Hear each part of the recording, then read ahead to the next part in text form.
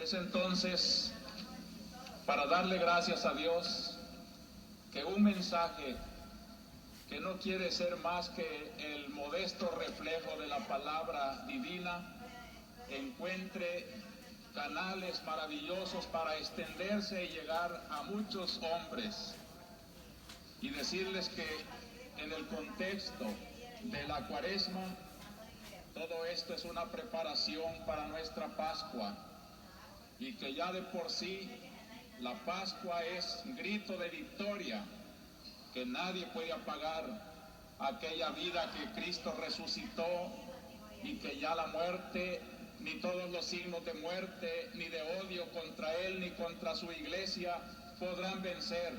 Él es el victorioso.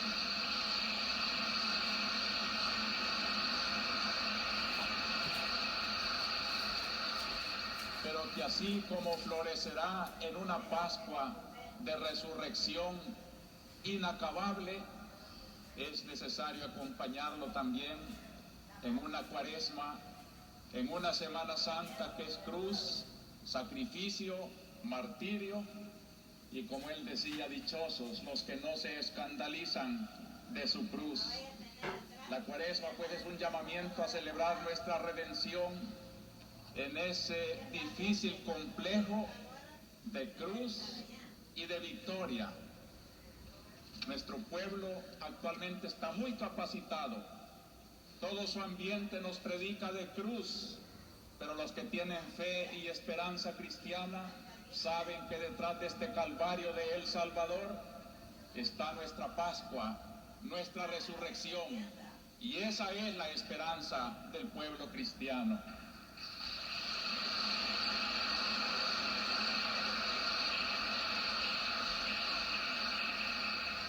He tratado durante estos domingos de Cuaresma de ir descubriendo en la revelación divina, en la palabra que se lee aquí en la misa, el proyecto de Dios para salvar a los pueblos y a los hombres. Porque hoy, cuando surgen diversos proyectos históricos para nuestro pueblo, podemos asegurar, aquel tendrá la victoria que refleje mejor el proyecto de Dios. Y esta es la misión de la Iglesia. Por eso, a la luz de la palabra divina que revela el proyecto de Dios para la felicidad de los pueblos, tenemos el deber, queridos hermanos, de señalar también las realidades, saber cómo se va reflejando entre nosotros, o se está despreciando entre nosotros el proyecto de Dios. Nadie tome a mal que a la luz de las palabras divinas que se leen en nuestra misa, iluminemos las realidades sociales, políticas, económicas, porque de no hacerlo así, no sería un cristianismo para nosotros. Y es así como Cristo ha querido encarnarse para que esa luz que Él trae del Padre se haga vida de los hombres y de los pueblos. Ya sé que hay muchos que se escandalizan de esta palabra y quieren acusarla de que ha dejado la predicación del Evangelio para meterse en política, pero no acepto yo esta acusación, sino que hago un esfuerzo para que todo lo que nos ha querido impulsar el Concilio Vaticano II, la reunión de Medellín y de Puebla, no solo lo tengamos en las páginas y lo estudiemos teóricamente, sino que lo vivamos y lo traduzcamos en esta conflictiva realidad de predicar como se debe el Evangelio.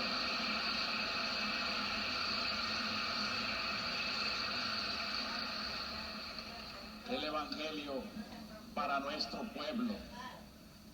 Por eso le pido al Señor, durante toda la semana, mientras voy recogiendo el clamor del pueblo y el dolor de tanto crimen, la ignominia de tanta violencia, que me dé la palabra oportuna para consolar, para denunciar, para llamar a arrepentimiento, y aunque siga siendo una voz que clama en el desierto, sé que la Iglesia está haciendo el esfuerzo por cumplir con su misión.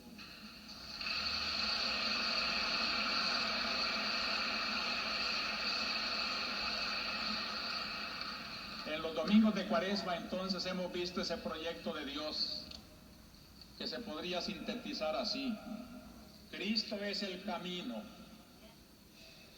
Por eso nos lo presenta ayunando y venciendo tentaciones en el desierto. Cristo es la meta y la vida, el impulso. Por eso nos lo presentaba transfigurado, como llamándonos a esa meta a la que todos los hombres son llamados. Y los otros domingos, tercero, cuarto y quinto, la colaboración que Dios pide a los hombres para salvarlos, su conversión, su reconciliación con Él, bajo ejemplos preciosísimos como la higuera estéril, como el hijo pródigo, y esta mañana como la adúltera que se arrepiente y es perdonada. Es el llamamiento que Dios nos hace y nos dice que nos encontrará así como el padre del hijo pródigo, así como el salvador de la adúltera. No hay pecado que no quede perdonado, no hay enemistad que no se pueda reconciliar cuando haya una conversión y un retorno sincero al Señor. Esa es la voz de la Cuaresma.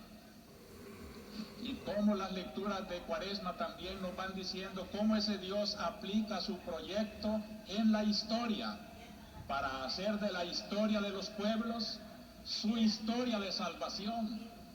Y en la medida en que esos pueblos reflejen ese proyecto de Dios de salvarnos en Cristo por la conversión, en esa medida los pueblos se van salvando y van siendo felices. Por eso, en la primera lectura de toda Cuaresma, es la historia de Israel, el pueblo paradigma, el pueblo ejemplar, ejemplar hasta en sus infidelidades y pecados, para que en ellas aprendamos también cómo castiga Dios las infidelidades, el pecado. Y modelo también en traer la promesa de salvación de Dios. Desde Abraham hemos recorrido con Moisés la peregrinación del desierto. Con Josué llegamos a celebrar la primera Pascua en la tierra prometida. Y hoy nos invita a un segundo éxodo, el retorno de Babilonia.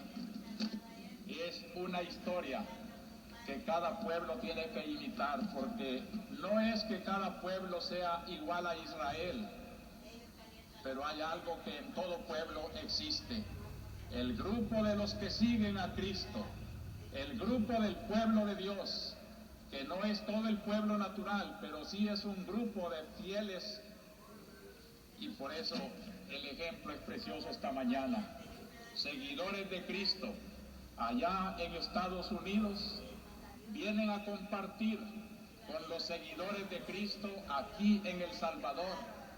Y ellos, en la gran nación del norte, son voz de evangelio contra las injusticias de aquella sociedad.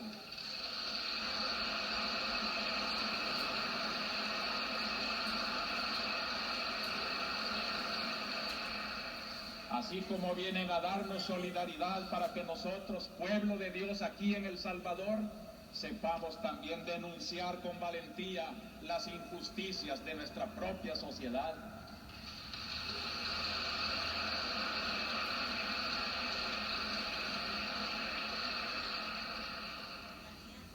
A la luz de las palabras divinas de hoy, voy a presentar esta reflexión con este título: La Iglesia, un servicio de liberación personal, comunitaria, trascendente. Estos tres calificativos marcan los tres pensamientos de la homilía de hoy. La dignidad de la persona es lo primero que urge liberar. Segundo, pero Dios quiere salvar a todo el pueblo. Y tercero, la trascendencia da a la liberación su verdadera y definitiva dimensión. Esto parece que es el resultante de las lecturas de hoy. En primer lugar, que la dignidad de la persona es lo primero que urge salvar. Allí tenemos el Evangelio. Yo no encuentro una figura más hermosa de Jesús salvando la dignidad humana que este Jesús que no tiene pecado, frente a frente con una adúltera, humillada porque ha sido sorprendida en adulterio, y piden para ella sentencia de lapidación. Y aquel Jesús que después de echar en cara, sin decir palabra, el pecado de los propios jueces, le pregunta a la mujer: ¿nadie te ha condenado? Nadie, Señor. Pues yo tampoco te condeno, pero no peques más. Fortaleza, pero ternura, la dignidad humana ante todo. Era un problema legal en el tiempo de Jesús.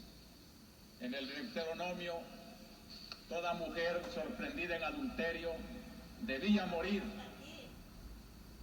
Y cuando quedaba un espacio para discutir cómo debe ser esa muerte, discutían los fariseos y los letrados por lapidación, por estrangulación. Y a esto se refiere la pregunta. Esta mujer ha sido sorprendida en adulterio. Nuestra ley dice que debe morir. ¿Tú qué dices? Según la discusión actual, ¿cómo debemos de matarla? A Jesús no le importan estos detalles legalistas. Con un disimulo superior a esa mala voluntad de los que le ponían una trampa, se puso a escribir en la tierra, como cuando uno disimula con un lápiz manchando un papel. Ellos insisten y Jesús da la gran respuesta de su sabiduría. El que de ustedes esté sin pecado, que tire la primera piedra.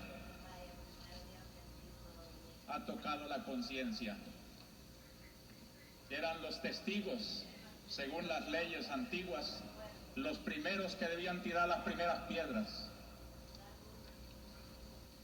Pero los testigos, al mirarse a su conciencia, sentían que eran testigos de su propio pecado. Y la dignidad de la mujer se salva.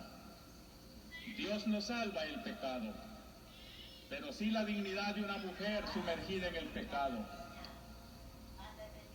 El ama ha venido precisamente a salvar a los pecadores.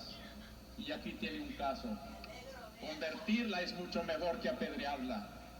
Perdonarla y salvarla es mucho mejor que condenarla. La ley tiene que ser un servicio a la dignidad humana y no los falsos legalismos con los cuales se pisotea la honradez muchas veces de las personas. Y dice con un realismo espantoso el Evangelio: comenzaron a irse, comenzando por los más viejos. La vida se ocupa para ofender a Dios, y los años que debían de servirnos para ir creciendo en ese compromiso con la humanidad, con la dignidad del hombre, con Dios, se va haciendo cada vez más hipócrita la vida, escondiendo los propios pecados que crecen juntamente con la edad.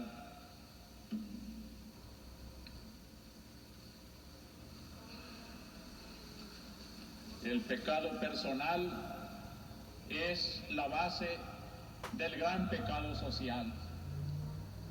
Y esto hay que tenerlo muy en cuenta, queridos hermanos, porque hoy es muy fácil, como los testigos de la adúltera, señalar y pedir justicia para esos, pero qué pocos se miran a su propia conciencia.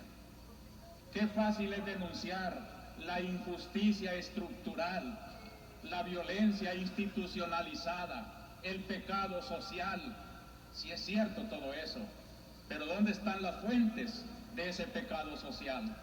En el corazón de cada hombre. La sociedad actual es como una especie de sociedad anónima en que nadie se quiere echar la culpa y todos son responsables. Todos son responsables del negocio, pero es anónimo. Todos somos pecadores y todos hemos puesto nuestro grano de arena en esta mole de crímenes y de violencia de nuestra patria. Por eso la salvación comienza desde el hombre, desde la dignidad del hombre, del arrancarlo del pecado a cada hombre. Y en la Cuaresma este es el llamamiento de Dios: convertíos individualmente. No hay aquí entre todos los que estamos dos pecadores iguales. Cada uno ha cometido sus propias sinvergüenzadas y queremos echarle al otro la culpa y ocultar las nuestras. Es necesario desenmascararme. Yo soy también uno de ellos y tengo que pedir perdón a Dios porque he ofendido a Dios y a la sociedad. Este es el llamamiento de Cristo, la persona ante todo. Qué hermoso el gesto de aquella mujer sintiéndose perdonada y comprendida. Nadie, Señor, nadie me ha condenado. Pues yo tampoco. Yo que podía dar la palabra verdaderamente condenatoria, no te condeno. Pero cuidado, no vuelvas a pecar. No vuelvas a pecar. Cuidémonos, hermanos, si Dios nos ha perdonado tantas veces, aprovechemos esa amistad del Señor que hemos recuperado y vivámosla con agradecimiento. Qué hermoso que habría aquí un capítulo de la promoción de la mujer por parte del cristianismo. Si la mujer ha logrado alturas semejantes al hombre, gran parte es este evangelio de Jesucristo. En tiempo de Cristo se extrañaban de que él platicara con una samaritana, porque la mujer era algo indigno de platicar con el hombre. Y Jesús, que sabe que todos somos iguales, ya no hay griego ni judío, hombre o mujer, todos hijos de Dios. Al cristianismo, la mujer debe estar doblemente agradecida porque él, Cristo, con su mensaje, es el que ha promovido la grandeza y la mujer, y de qué alturas es capaz esos dones femeninos que muchas veces con el machismo de los varones no se estimula, no se aprecia.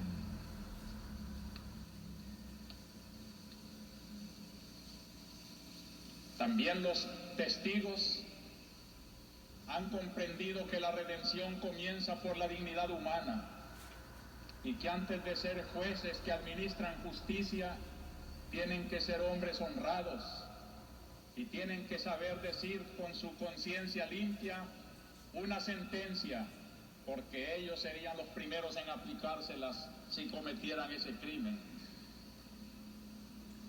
La actitud de Jesús, hay que fijarse en este evangelio, es lo que queremos aprender. Una delicadeza para con la persona, por más pecadora que sea, él la distingue como hijo y de Dios, imagen del Señor. No condena, sino que perdona. Tampoco consiente en el pecado. Es fuerte para rechazar el pecado, pero sabe acusar, condenar el pecado y salvar al pecador. No subordina el hombre a la ley, y esto es bien importante en nuestro tiempo. Él ha dicho: no se ha hecho el hombre para el sábado, sino el sábado para el hombre. No queramos, por salvar la constitución del país cuando se ha pisoteado por todos lados, a llamarla, y es ella la que quiere más bien para defender nuestros egoísmos personales. La ley para el hombre, no el hombre para la ley. Y entonces Jesús es fuente de paz cuando ha dado así a la dignidad humana su verdadera primacía. El hombre siente que cuenta con Jesús, que no cuenta con el pecado y que tiene que arrepentirse y volverse a Él con sinceridad. Es la alegría más profunda del ser humano.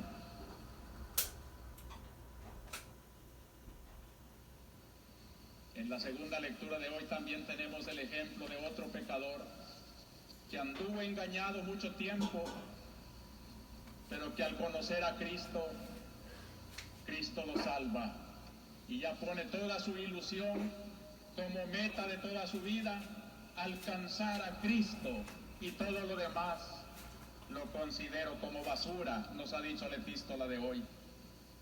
Cuando ya no se idolatran las cosas de la tierra, sino se ha conocido al verdadero Dios, al verdadero Salvador, todas las ideologías de la tierra, todas las estrategias de la tierra, todos los ídolos del poder, del dinero, de las cosas, parecen basura. Y San Pablo, la palabra es más dura, estiércol, dice. Con tal de ganar a Cristo, todo lo demás parece basura. Por no cansarlos, no les leo, hermanos, todo el rico contenido del documento de Puebla en una de sus bases teológicas. Son 3 los lineamientos teológicos de Puebla: la verdad sobre Cristo, la verdad sobre la Iglesia y la verdad sobre el hombre. Y cuando habla del hombre, como obispos del continente, se firmó un compromiso allá en Puebla, cuando se dice que ante las visiones falsas de la tierra que el hombre ha tenido según sus intereses, sobre todo aquellas que hacen del hombre un instrumento de explotación, o las que hacen del hombre en las ideologías marxistas una ficha nada más de todo el engranaje, o las que hacen de la seguridad nacional un servidor al Estado, como si el Estado fuera el señor y el hombre el esclavo, cuando es al revés. No es el hombre para el Estado, sino el Estado para el hombre. El hombre tiene que estar en la cumbre de toda organización humana para promover al hombre. Entonces los obispos de América Latina nos hemos comprometido, profesamos pues que todo hombre y toda mujer, por más insignificantes que parezcan, tienen en sí una nobleza inviolable que ellos mismos y los demás deben respetar y hacer respetar sin condiciones, que toda vida humana merece por sí misma, en cualquier circunstancia, su dignificación, que toda convivencia humana tiene que fundarse en el bien común, consistente en la realización cada vez más fraterna de la común dignidad, lo cual exige no instrumentalizar a unos en favor de otros y estar dispuestos a sacrificar aún sus bienes particulares.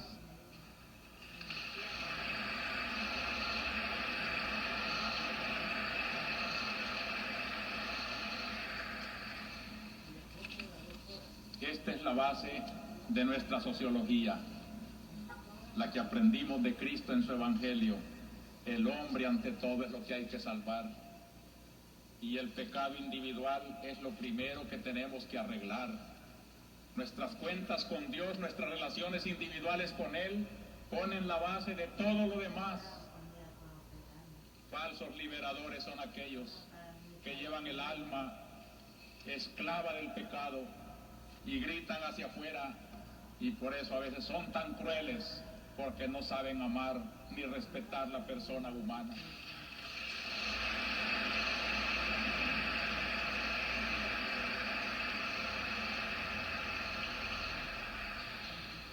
Pero el segundo pensamiento pasa de ese individualismo, diríamos, a lo comunitario.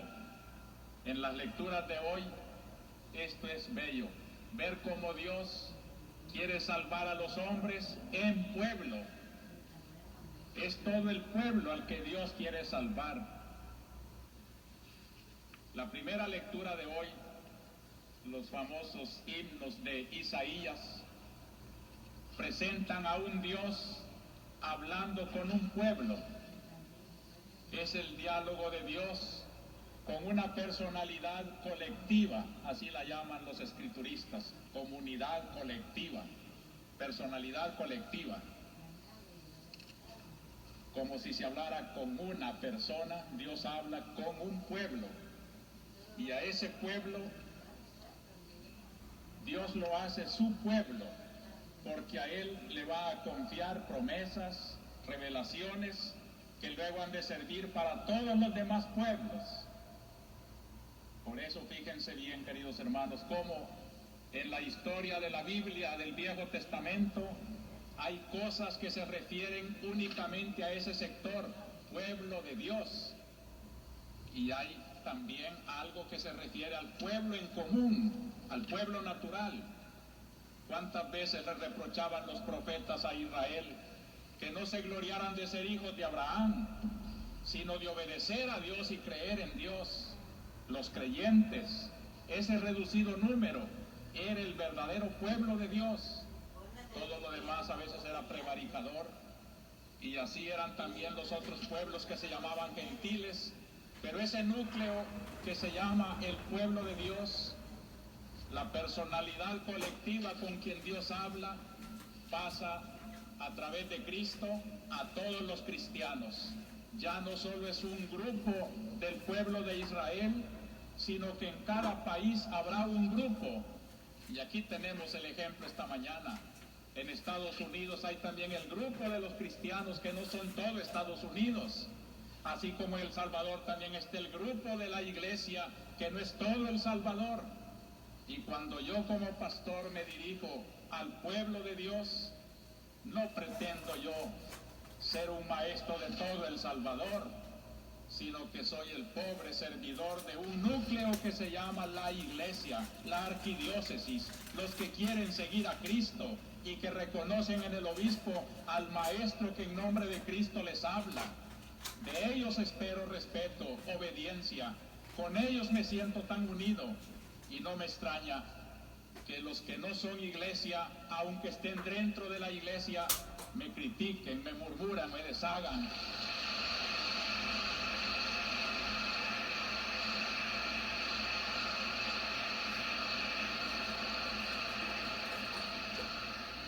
Esos ya no son pueblo de Dios, aún en el Nuevo Testamento, aunque estén bautizados, aunque vengan a misa, si no se unen solidariamente con las enseñanzas exigentes del Evangelio, las aplicaciones concretas de nuestra pastoral. Entonces, hermanos, sepamos distinguir bien para no jugar con ese nombre tan sagrado, el pueblo. Nosotros llamamos al pueblo de Dios como el núcleo de los salvadoreños que creen en Cristo y quieren seguirlo fielmente y se alimentan de su vida, de sus sacramentos, en torno de sus pastores.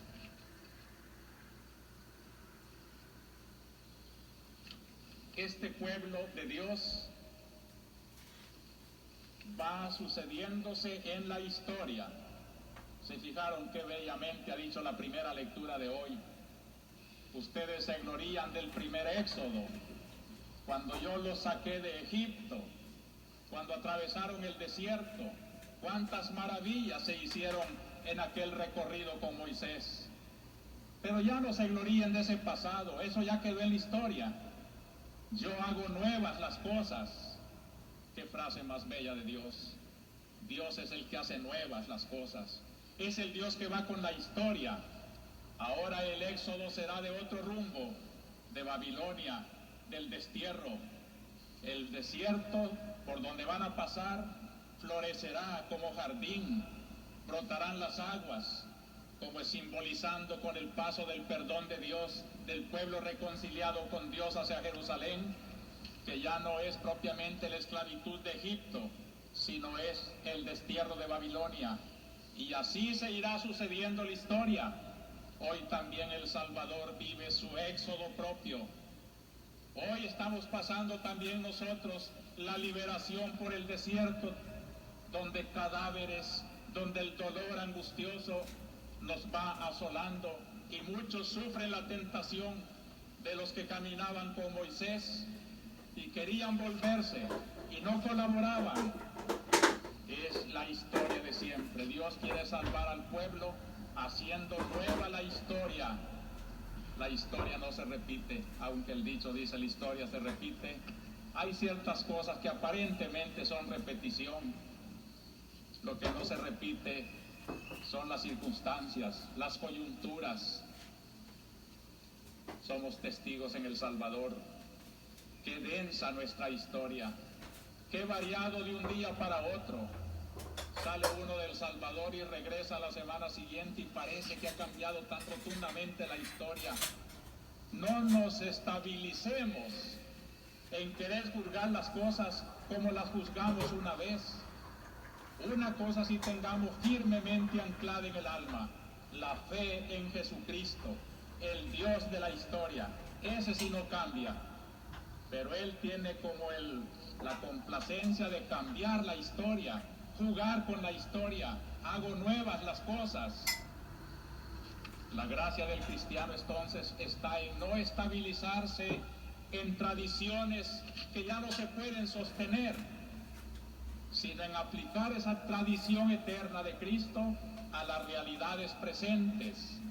Los cambios en la iglesia, queridos hermanos, sobre todo los que hemos sido formados en otras épocas, en otros sistemas, tenemos que tener y pedirle al Señor esa gracia de sabernos adaptar sin traicionar nuestra fe, ser comprensivos con la hora de hoy. Dios hace nuevas las cosas y por eso corregía a los israelitas, porque se alegraban del primer éxodo y no pensaban que Dios estaba haciendo ya maravillas en un segundo éxodo, y las haría mucho mayores en la era cristiana, como las vamos viendo nosotros. La historia no perecerá, la lleva Dios. Por eso digo que en la medida en que los proyectos históricos traten de reflejar el proyecto eterno de Dios, en esa medida se van haciendo reflejos del reino de Dios. Y este es el trabajo de la iglesia. Por eso ella, pueblo de Dios en la historia, no se instala en ningún sistema social, en ninguna organización política, en ningún partido. La iglesia no se deja cazar por ninguna de esas fuerzas, porque ella es la peregrina eterna de la historia y va señalando a todos los momentos históricos lo que sí refleja el reino de Dios y lo que no refleja el reino de Dios. Ella es servidora del reino de Dios.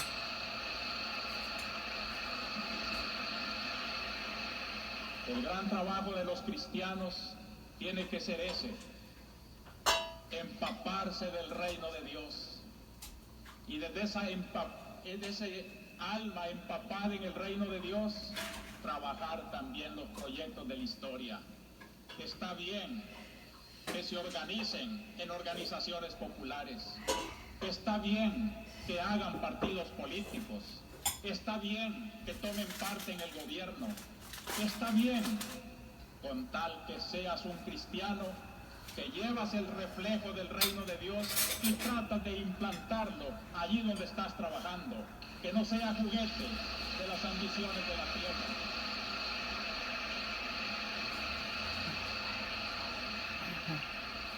Y este es el gran deber de los hombres de hoy. Y queridos cristianos, siempre les he dicho y lo repetiré, de aquí, del grupo cristiano, del pueblo de Dios, tienen que salir los hombres que van a ser los verdaderos liberadores de nuestro pueblo.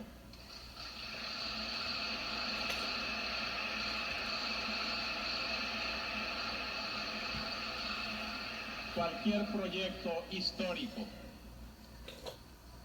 que no se fundamente en eso que dijimos en el primer punto, la dignidad de la persona humana, el querer de Dios, el reino de Cristo entre los hombres, será un proyecto efímero y será cada vez más estable y será cada vez solución del bien común de los pueblos, según la índole de cada pueblo, el que refleje mejor ese eterno designio de Dios. Por eso hay que agradecerle a la Iglesia, queridos hermanos políticos, no manipular a la Iglesia para llevarla a lo que nosotros queremos que diga, sino decir nosotros lo que la Iglesia está enseñando. No tiene intereses. Yo no tengo ninguna ambición de poder. Y por eso con toda libertad le digo al poder lo que está bueno y lo que está malo. Y a cualquier grupo político le digo también lo que está bueno y lo que está malo. Es mi deber.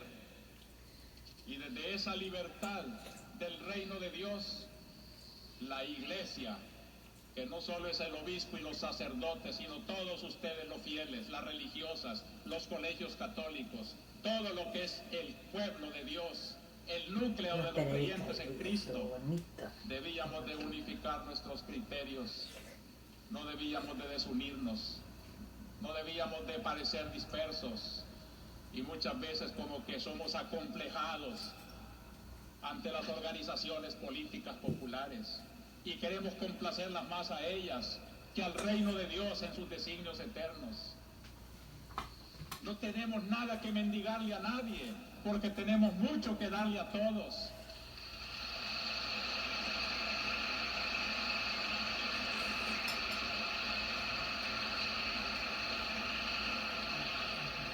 Y esto no es soberbia, sino la humildad agradecida del que ha recibido de Dios una revelación para comunicarla a los demás.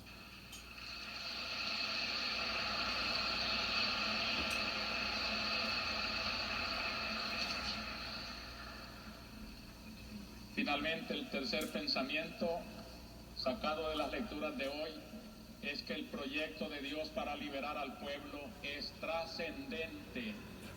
La trascendencia le da a la liberación su dimensión verdadera y definitiva. Yo creo que hasta repito demasiado esta idea, pero no me cansaré de hacerlo, porque corremos mucho el peligro de querer salir de las situaciones inmediatas con resoluciones inmediatas y nos olvidamos que los inmediatismos pueden ser parches, pero no soluciones verdaderas. La solución verdadera tiene que encajar en el proyecto definitivo de Dios. Toda la solución que queramos dar a una mejor distribución de la tierra, a una mejor administración del dinero en El Salvador, a una organización política acomodada al bien común de los salvadoreños, tendrá que buscarse siempre en el conjunto de la liberación definitiva. Hace poco me presentaban un esquema muy significativo y es el hombre que trabaja en política, mira los problemas temporales, el dinero, las tierras, las cosas, y se puede quedar contento con solo resolver estos problemas. Pero el político que tiene fe se remonta hasta Dios y desde Dios mira cómo ese tramo inmediato que los políticos de hoy están tratando de resolver no debe de mirarse separadamente de la perspectiva de Dios. Desde el principio al fin en la historia, Dios lleva un proyecto y la solución hay que acomodarla a esa perspectiva de Dios para que sea eficaz. Y según esa perspectiva de Dios, como aparece en las palabras de hoy que se han leído en la Biblia, en primer lugar, reconocer que Dios es el protagonista de la historia. En segundo lugar, hay que partir de la redención del pecado. Y en tercer lugar, no descartar a Cristo, que es el camino y la meta de la verdadera liberación. Así está en las lecturas de hoy, y este es el proyecto que durante toda la Cuaresma hemos venido estudiando. Hoy aparece claro cómo es Dios el que toma la iniciativa. El pueblo que yo formé, dice en la primera lectura Dios. Es el Dios hablando con Israel. Yo te escogí. Tu historia te la voy haciendo yo. Hermoso el momento en que el hombre comprende que no es más que un instrumento de Dios. Tanto vive cuanto Dios quiere que viva. Tanto puede cuanto Dios quiere que pueda. Tanta inteligencia tiene solo la que Dios le ha dado. Poner todas esas limitaciones en las manos de Dios. Reconocer que sin Dios no se puede hacer nada.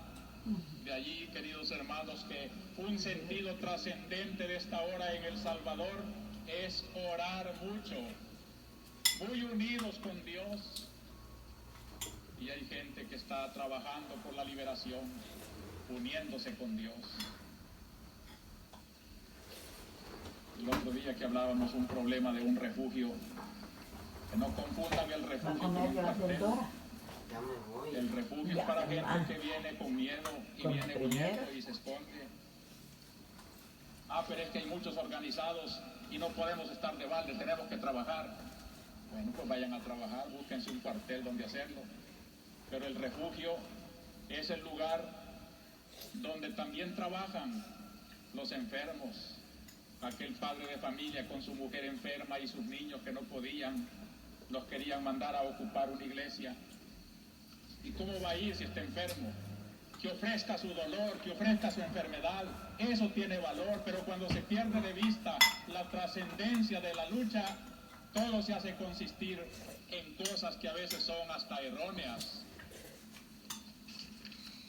Ojalá todos los que trabajan hoy por la liberación del pueblo supieran que sin Dios no se puede hacer nada y que con Dios hasta lo más inútil es un trabajo cuando se hace con buena voluntad.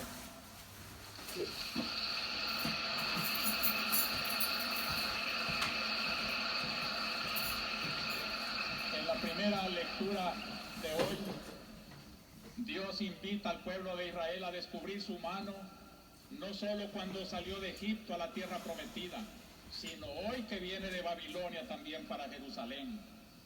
Descubrir la mano de Dios en las coyunturas históricas del pueblo, ese es un gesto de trascendencia. Por eso los que trabajan, repito, por la liberación del pueblo, no pierdan de vista esta medida, esta dimensión trascendente.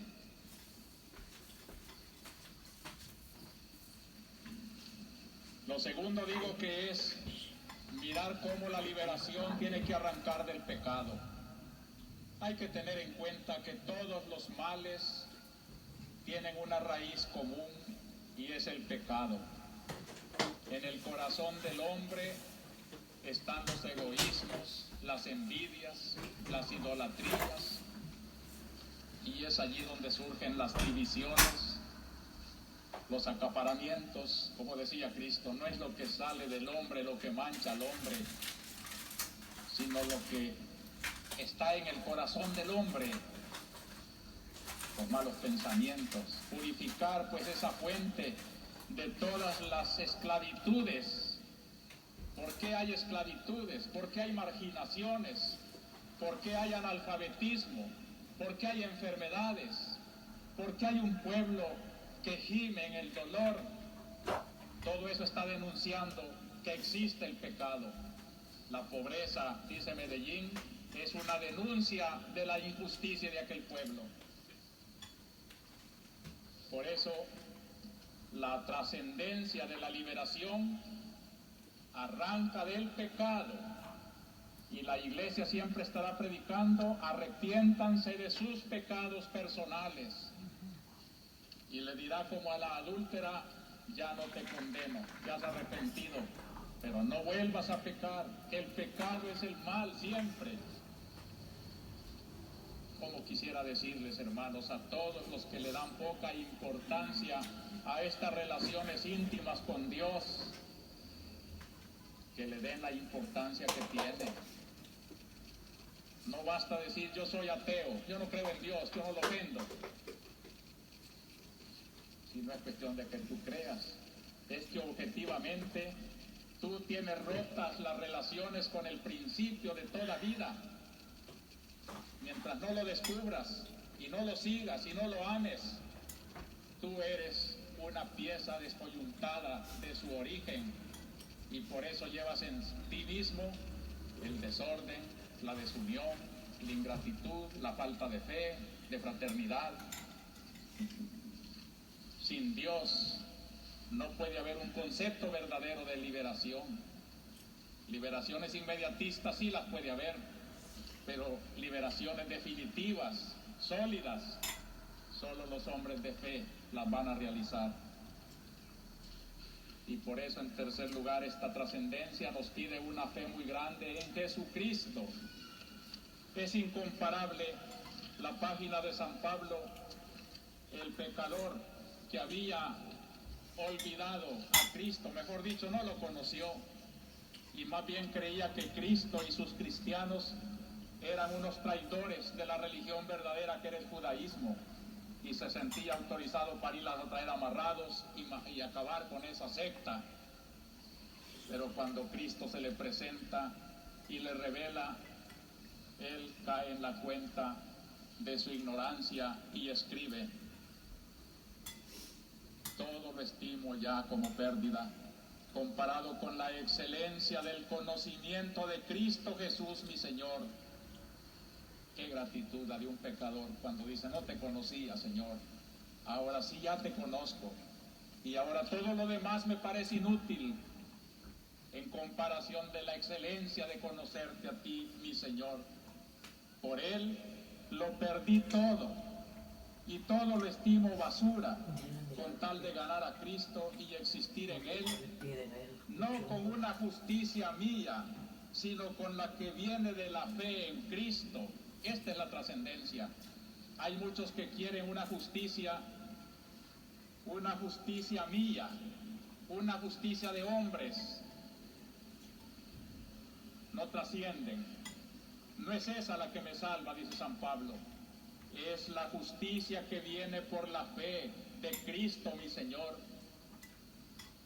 ¿Y cómo es Cristo justicia del hombre? Dice: para conocerlo a Él y la fuerza de su resurrección y la comunión con sus padecimientos, muriendo su misma muerte, para llegar un día a la resurrección de entre los muertos. Ven cómo la vida recobra todo su sentido, y el sufrimiento ya es una comunión con el Cristo que sufre, y la muerte es una comunión con la muerte que redimió al mundo. ¿Quién puede sentirse inútil ante este tesoro del que ha encontrado a Cristo, que le da sentido a la enfermedad, al dolor, a la opresión, a la tortura, a la marginación? No está vencido nadie, aunque lo pongan bajo la bota de la opresión y de la represión. El que cree en Cristo sabe que es un vencedor y que la victoria definitiva será de la verdad y de la justicia.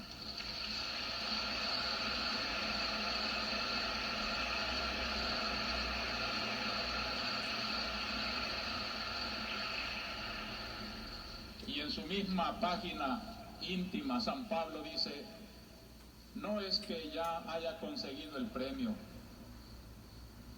sino que corro hacia adelante, olvidándome de lo que queda atrás y lanzándome hacia lo que está por delante. Corro hacia la meta para ganar el premio al que Dios desde arriba llama en Cristo Jesús. Esta es la trascendencia, una meta hacia la cual queremos empujar toda nuestra liberación, una meta que es alegría definitiva de todos los hombres.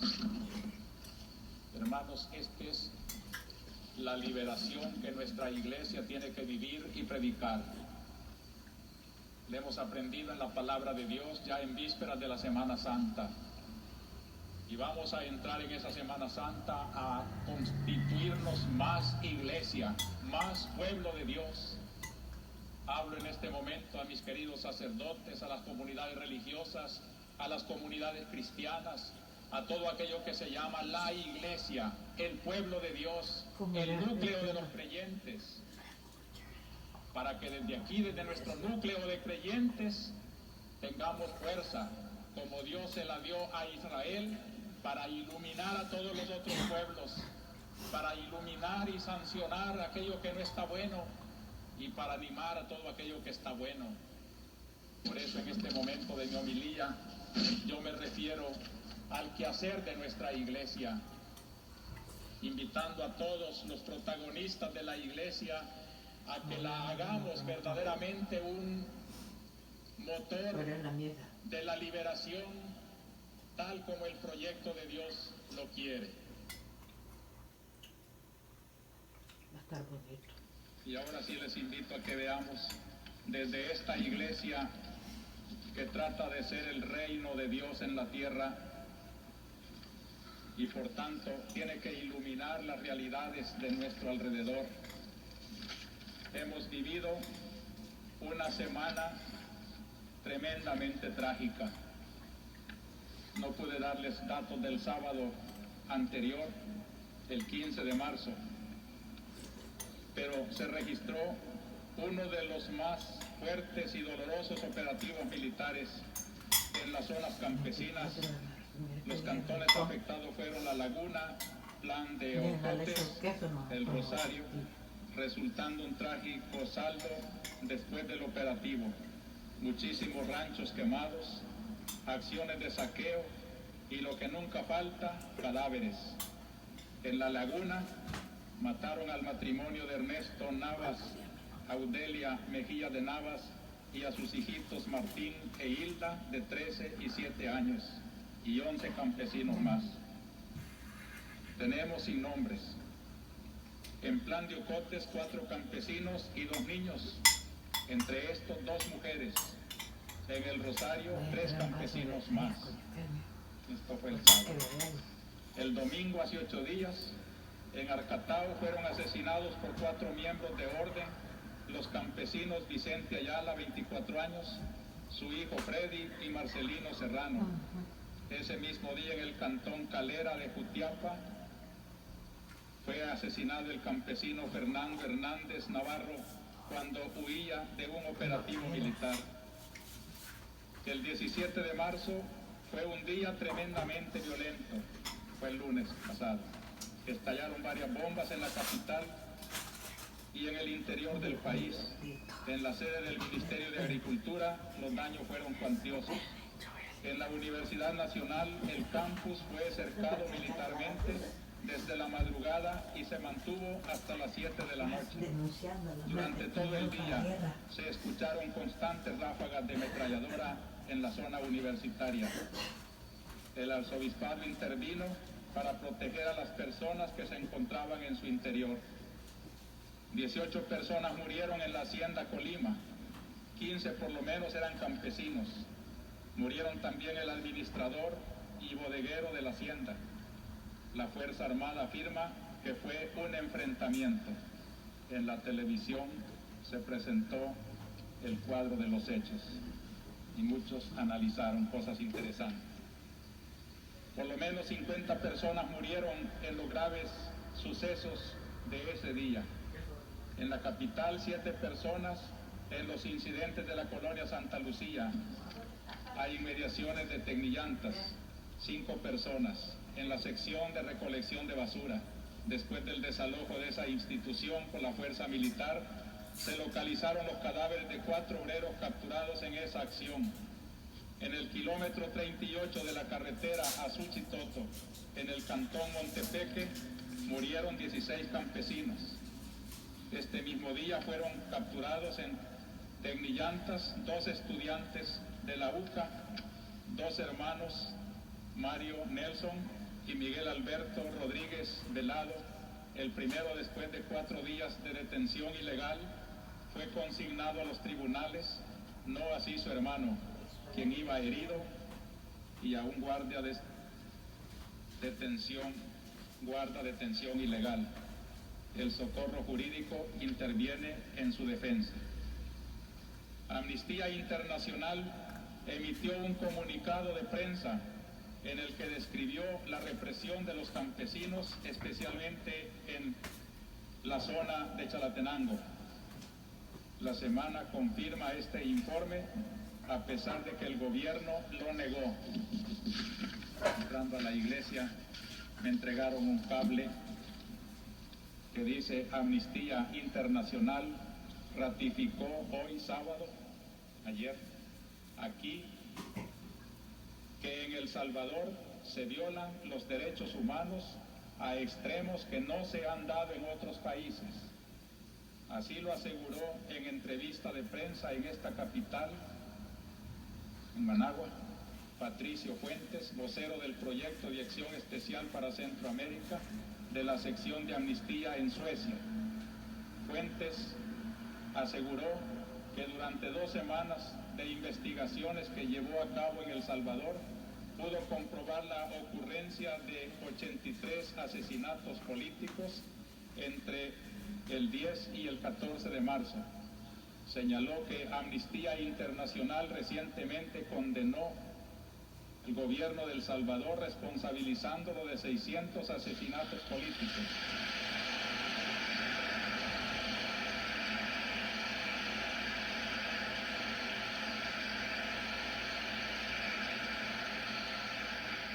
El gobierno salvadoreño en su oportunidad se defendió de los cargos, argumentando que Amnistía había condenado basándose en suposiciones. Ahora hemos comprobado que en El Salvador se violan los derechos humanos a un límite peor que la represión que se dio en Chile tras el golpe de Estado, dijo Fuentes.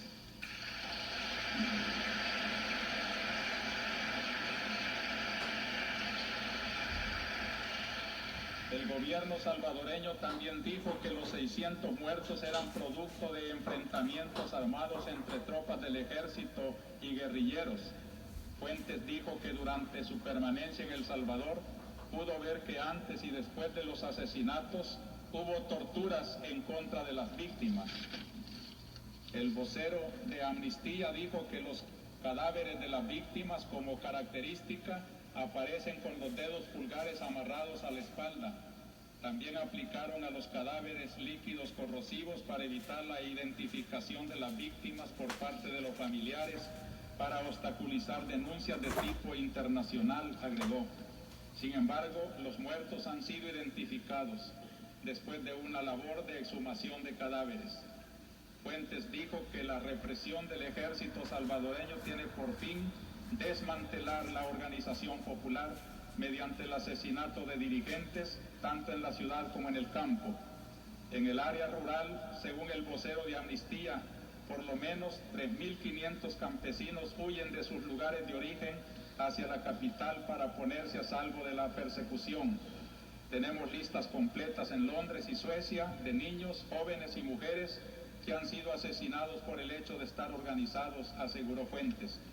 El informante dijo que Amnistía Internacional, que es una organización humanitaria, no se identifica ni con gobiernos, ni organizaciones, ni personas.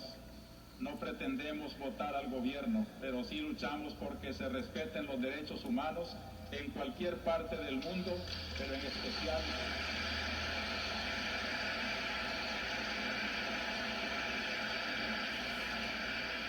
donde están más amenazados o atropellados, dijo Fuentes. Esto confirma pues lo que vamos narrando de esta semana espantosa.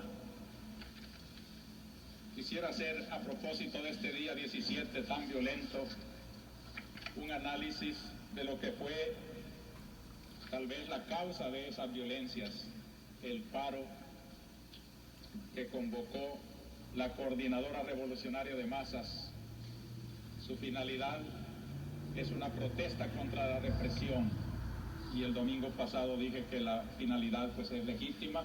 Se trata de denunciar un hecho que no se puede tolerar.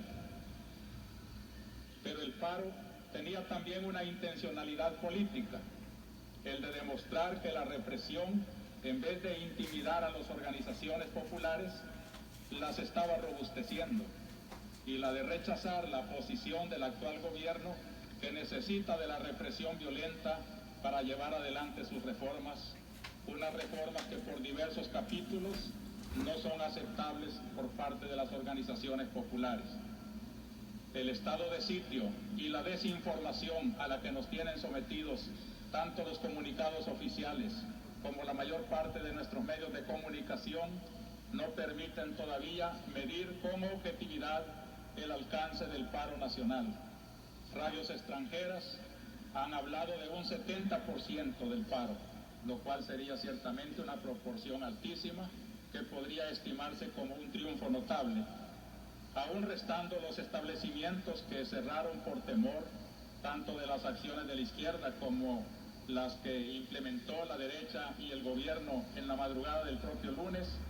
No puede negarse que la fuerza demostrada por la coordinadora en el campo estrictamente laboral fue grande. La coordinadora no es solo fuerte en el campo, sino también en la fábrica y en la ciudad.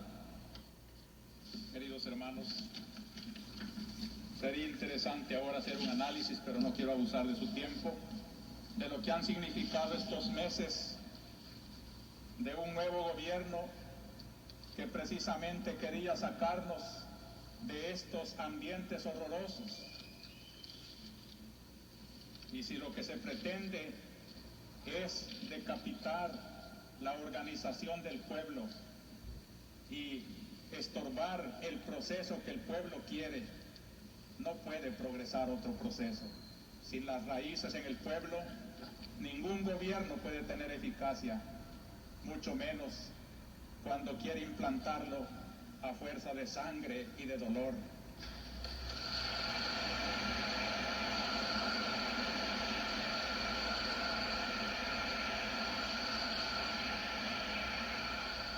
Yo quisiera hacer un llamamiento de manera especial a los hombres del ejército y en concreto a las bases de la Guardia Nacional, de la policía, de los cuarteles.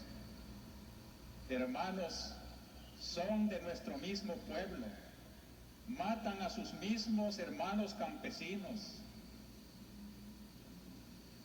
y ante una orden de matar que dé un hombre, debe de prevalecer la ley de Dios que dice no matar.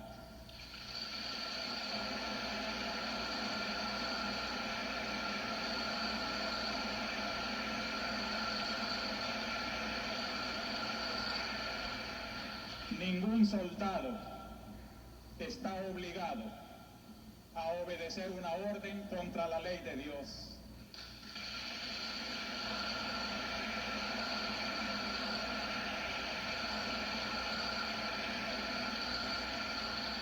Una ley inmoral, nadie tiene que cumplirla.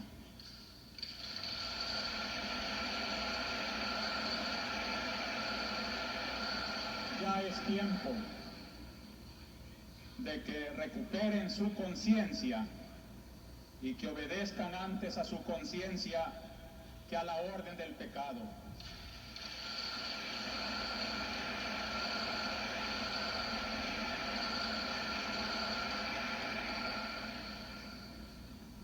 La Iglesia, defensora de los derechos de Dios, de la ley de Dios, de la dignidad humana, de la persona, no puede quedarse callada ante tanta abominación. Queremos que el gobierno tome en serio que de nada sirven las reformas si van teñidas con tanta sangre.